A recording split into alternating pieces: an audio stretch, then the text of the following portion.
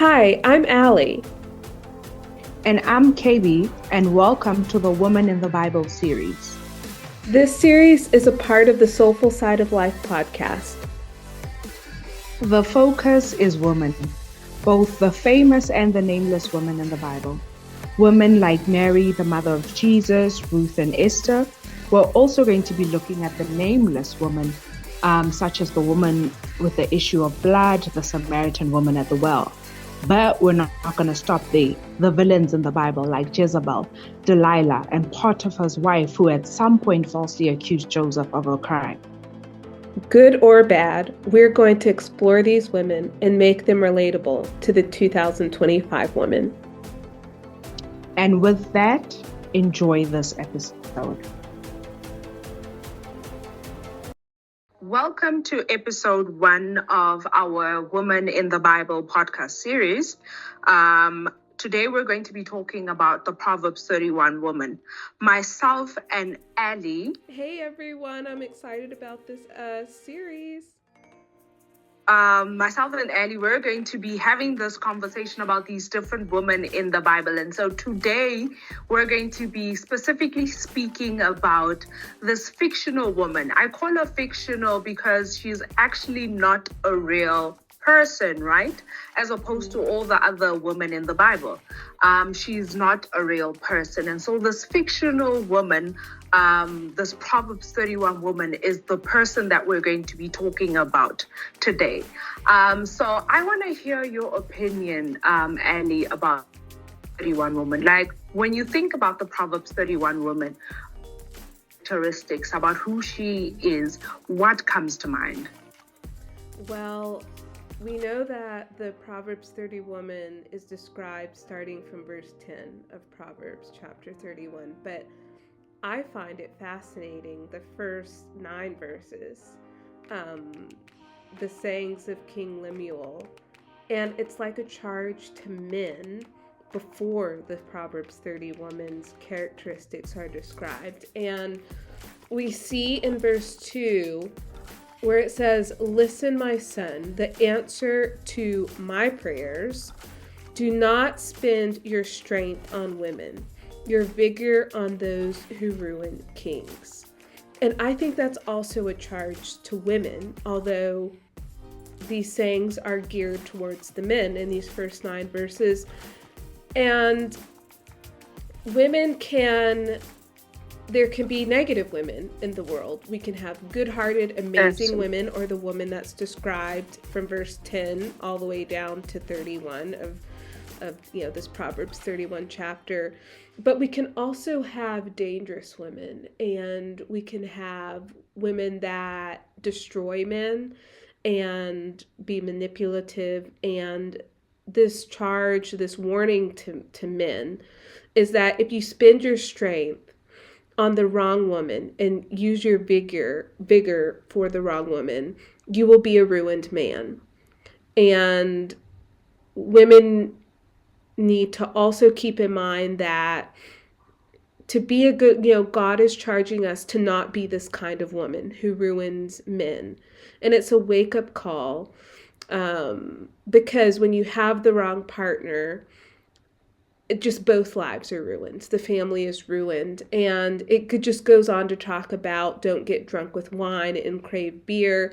When you get addicted to substances like alcohol, it can lead, verse 7, lead them to drink and forget their poverty, and then you have misery. So a good woman is going to uplift a man and not be a ruin to him. And then as we see verses 10 to 31, it just starts describing this character of a noble woman. And I find it fascinating that there's also valor. It's talking about a woman's valor, and valor means being ready for war and ready for battle. A woman needs to be ready for that, for her household, for her family. And it talks about how this woman is a businesswoman and how she is at the merchant ships, ready to protect her household and provide for her family. She's a shrewd and careful businesswoman. She's not just this shy, quiet, passive woman, but she's being described as very smart, and she's there, ready to make very important calls for her household. She is preparing for all different kinds of situation in her household. I think this, when before Adam and Eve fell, God intended for men and women to be on equal footing. And when I read these verses about the Proverbs 31 woman, I see how the woman is just as much an equal player in the household. Of course, after the fall, there is a submission that women should have and a respect to let the man lead, but women don't have to be the passive woman. She can make decisions and make business decisions to guide her household forward. So that's my thoughts in a nutshell. Mm. It's interesting because I think whenever I've thought about the Proverbs 31 woman, I never ever actually thought that like your opinion about it is it's fascinating because you actually see two different women, the good woman and the bad woman, and I actually never thought about it like that because for me, my focus was always from verse 10, right? About the virtuous woman, the good side, the woman you want to be like, right? But it's interesting that the Proverbs 31 woman, you are seeing the good side, the negative side of what a woman can be, which is actually quite true because in many instances we have good women and we have bad women. I think even in this podcast series we're going to go into the good woman in the Bible and also the bad woman in the Bible, and so it's an interesting take on that. My thing with the Proverbs 31 woman, because my focus was from verse 10, right? My thing with the Proverbs 31 woman is I've always felt like she does too much. like I always felt like she does too much because when the Bible begins to explain this type of woman, it speaks about how she rises up early and she burns the midnight oil. It speaks about how she is seeing land and she's purchasing it and planting a vineyard. She is at the merchant selling, like she's doing so many things. She's taking care of her family. And whenever I think about this woman, there are, yes, I see the good characteristics of this woman, that she does her husband good and not evil. She takes care of the poor. Like there's just a lot of good qualities about this woman. Yeah. But I'm always thinking to myself, when does she rest? Like, yeah. Like, because she does too much. I don't know if I'm wrong in thinking this, but if this woman were to be alive today, right? If this was an actual woman in 2025 in March, and she's waking up early before her family, and she's the last to go to bed, and she's busy throughout the day with business and her family, and she's like, I feel like, when does she rest? Could it mean that it's within seasons in the household? So maybe, I don't know, when you're newlywed and first get married, you don't need to be like taking on all of this responsibility at the same time. Is that saying that can women have it all? You can have it all at different seasons in life, maybe not all at the same time. So maybe, in the bits where it's talking about where she's trading and she's doing business, maybe that's 5 years into the marriage.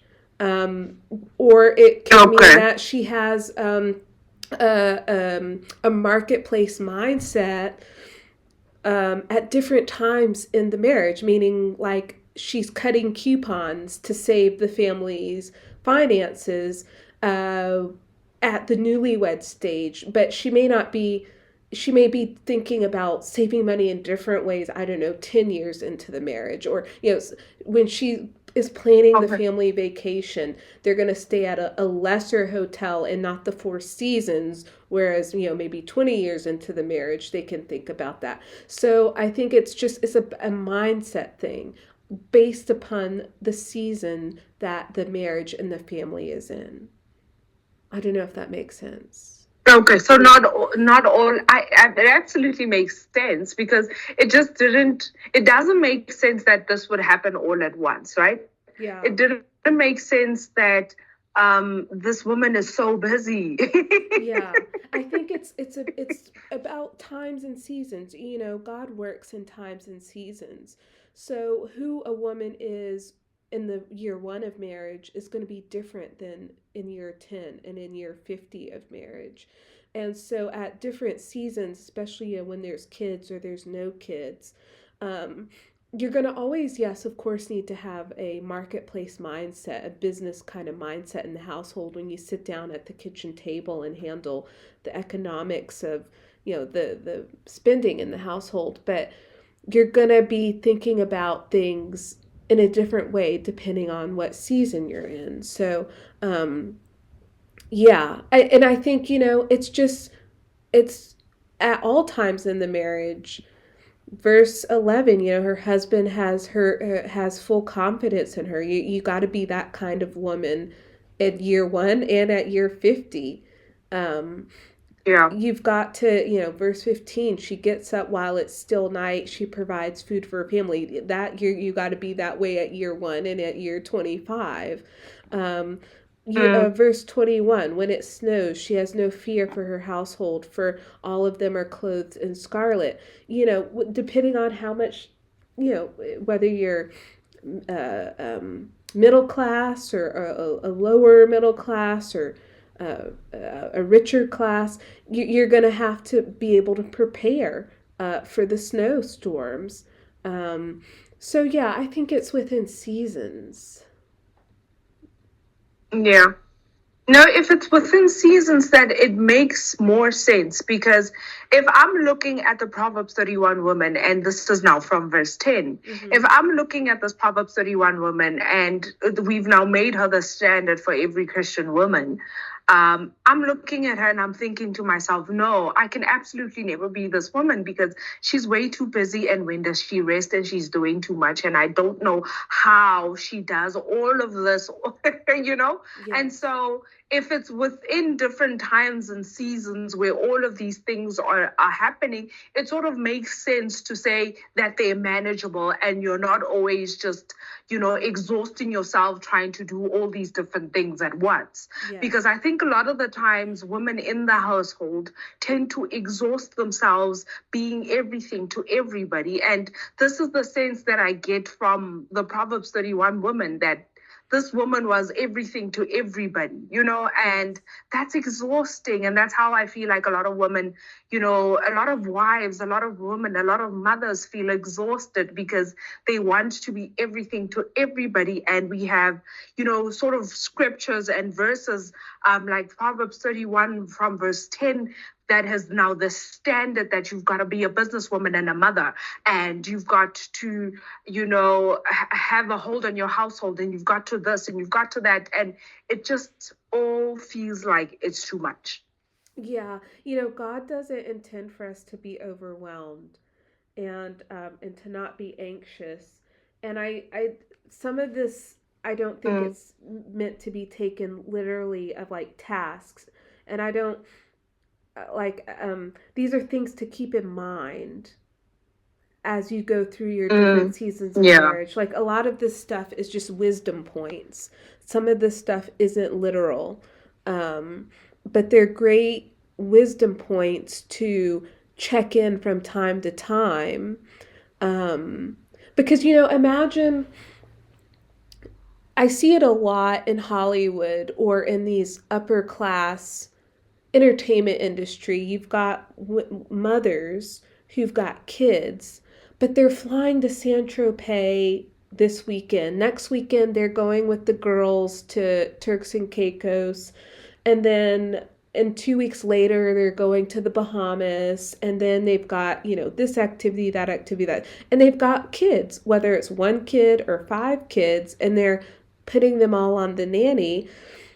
And I think a wife like that, a mother like that, can forget that she's got responsibility, that she can't be doing these kinds of activities every 2 weeks or often.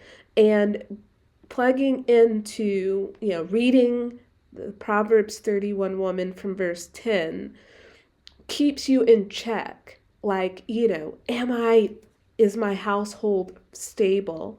And are my kids being looked after? Is my husband being looked after? Is our finances good? This is a model to go back to. So if you start, getting off the path of what a home should look like, and a wife's role in that home, you can be like, oh, okay, no, I'm spending too much time at church. I've signed up for 10 activities a week. This isn't good. So, I've got to be looking after my home more, if that makes any Yeah. sense. Yeah. It's just a good model for us It to, absolutely. yeah, Mm. yeah. Yeah. Okay. No, it absolutely makes sense what you're saying. It absolutely makes sense what you're saying.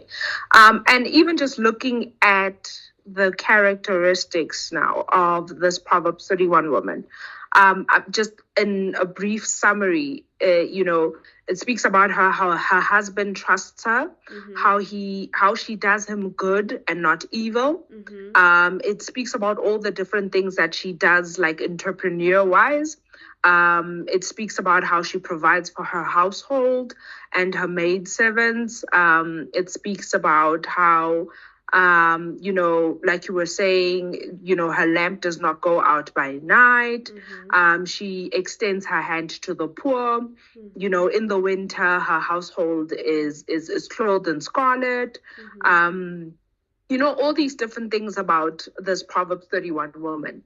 And so my next question, because I feel like whether you're a Christian or you're non-Christian, everybody knows about the Proverbs 31 woman.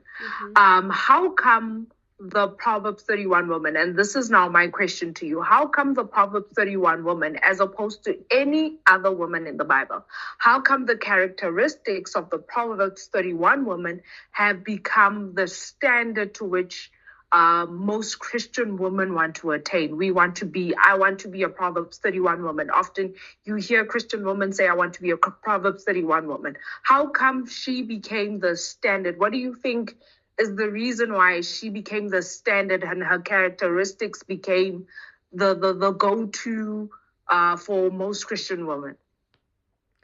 I think because we like lists as humans, and we like to categorize things and label things.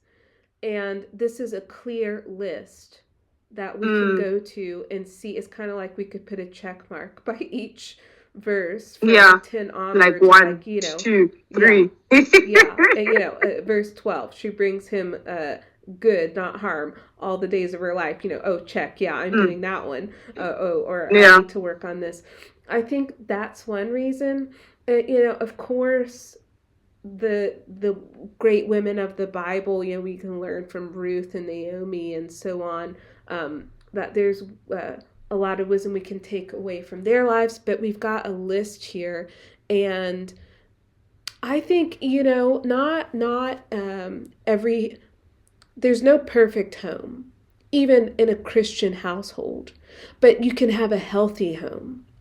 And I think that this list, verses 10 to 31, is making sure that as a wife, you're doing your part to make sure that the home is healthy. And I think that's why women ascribe to be a Proverbs 31 woman, because they've got some clear directives that they can look to. Um, yeah, to make sure that the home is healthy on their end. But again, like that verses 1 to 9, that's a list for men of what they need Mm-hmm. to, and I think also in other parts of Proverbs, there's directives to men on how to, their role in having a healthy home. So it takes both sides, it takes two people to ensure it is very much possible to have a healthy home, even though it may not be Yeah. perfect. Yeah. Yeah. No, I think what you say makes sense because I think Yeah. for me also when I thought about, but why? What could be the reason why everybody wants to be a Proverbs 31 woman when there's so many other amazing women in the Bible that have so many characteristics. And I think for me, I also got to the point where I'm like, it's a list. It's an easy list. I don't have to go to the life of Mary, the mother of Jesus, and begin to extrapolate and draw from, Yeah. what the scriptures are saying about her. There's an easy go-to list that I can find, even though this list is not describing a real person per se, but it is an easy. And I think as people, we like the easy route. We like the thing that is now just here's a list of things you can do, and as opposed to now I have to go find the list, right? And create the list. Here's a list, and it's easy. And for me, I also got to that same conclusion that it is probably because it's a list and it's easy. But for me, I felt like there's so many other amazing women in the Bible that we could aspire to be like, that have so many other good qualities and good characteristics. But I think for most Christians, we were aspired to be this Proverbs 31 woman, and most Christian men really are also at the point where they also want a Proverbs 31 woman, because there's a checklist, like you're saying, there's a checklist. There's 1, there's 2, there's 3 characteristics and qualities, and we can tick that off to say, okay, she's this, yes, she's this, yes, she's this, no, And so I think that's probably the reasoning behind it. It's just like I was saying, even when we started our conversation, I have mixed feelings about the Proverbs 31 woman. Whenever people say I want to be a Proverbs 31 woman, I'm always like, "Ooh, count me out." I don't. Yeah. It seems like it's a Because lot of work, it probably. feels like a lot of work. Yeah. It feels like a lot of work, and I'm like, count me out. I don't want to be her. And so it's good. And I think even the conversation that we're having now is interesting, because I feel like we all have different reasons as to, why the Proverbs 31 woman, we see this thing differently. We see her differently, right? Yeah. And so you might find, because the reason why I say this is because a couple of weeks ago, I was having a conversation with somebody, and she was actually saying to me, the Proverbs 31 woman caused her anxiety because she was trying to be everything to everybody, and she was just not making it. And she felt like she was not good enough, and she was not doing enough because she is not able to do all of these things at once. And I'm like, you see why I feel like this lady, this fictional woman, I don't quite like her, because now she's creating, because to some people she feels like an unattainable standard, right? Including myself. I feel like this seems like an unattainable standard. And if I were to try and be this, I feel like I would be exhausted. And so I still, even at the end of this, I still feel like I have mixed feelings, and she's got great qualities, and I love those. And I will, I pray to God that I am able to be those qualities. But the rest of the other things, I'm like, no, just mark, like, no, not that one. No, not that one.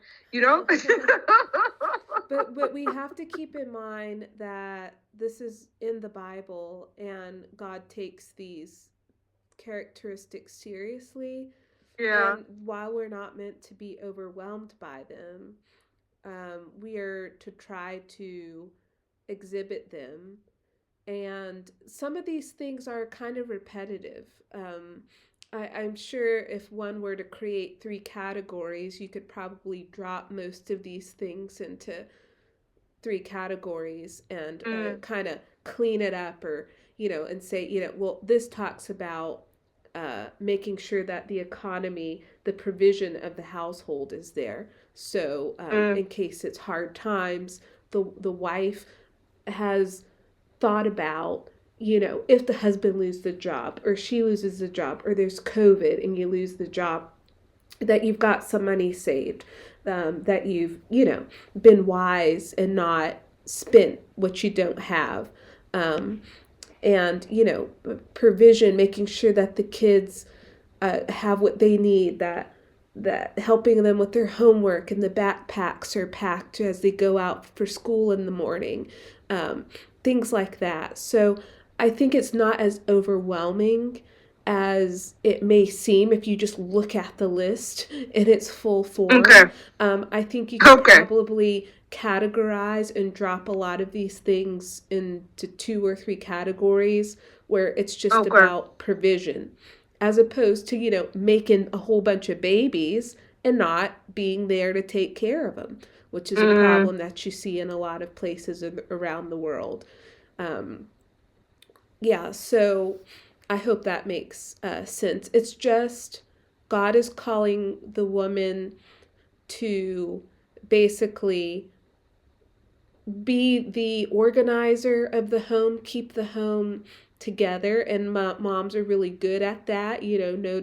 Probably a mom gets her name called 100 times in a day compared to the dad in the mm, household, because she knows where the socks are. She knows where, because she's made the house a home, and that's mm. a role that women are called to. I'm not saying that men can't do it either, or I don't want the feminist yelling at me, um, but there's a provision and a coziness that a woman brings to a house to make it a home, and I think that's all that the Lord is saying here. That we're good at organizing, we're good at preparing, and make sure you do those things, as opposed to just making a babies for the sake of making babies, and you're off to San Tropez and Thailand and all these cool places every 2 weeks, as opposed to being in the home and making sure that the needs are met of the people in that home. I think that's how I Mm. would sum up Proverbs 31. Okay. I now when you spoke about categories, I think you're right. This woman can actually be these characteristics. They can actually be brought into, I think, three categories. The first category, a wife and a mother, right? Yeah. Second category, she has to be wise with money, and the third category, I would say, she has to be a contributing member of society. She has to be a good person, like within her community. Yeah. And I think everything else that was described can actually be put into those three Yeah. categories. So I think you're right. I think you're right. Yeah. Okay, you're pulling more towards. Yeah, I I'm think I'm pulling getting you her more towards now. the Proverbs 31 woman. Yeah, it's not meant to overwhelm us, as it also says in Proverbs, don't be anxious. um, Yeah, it's yeah. just seeing these three categories and making sure that the home, whether you have kids or not, or it could be just a husband and wife, making sure that it's functioning and flowing well in these three categories. I absolutely get you. I Yeah. absolutely get you. Okay, Yeah. okay. You might have convinced me. Might. Yeah, yeah. It's simplifying it down.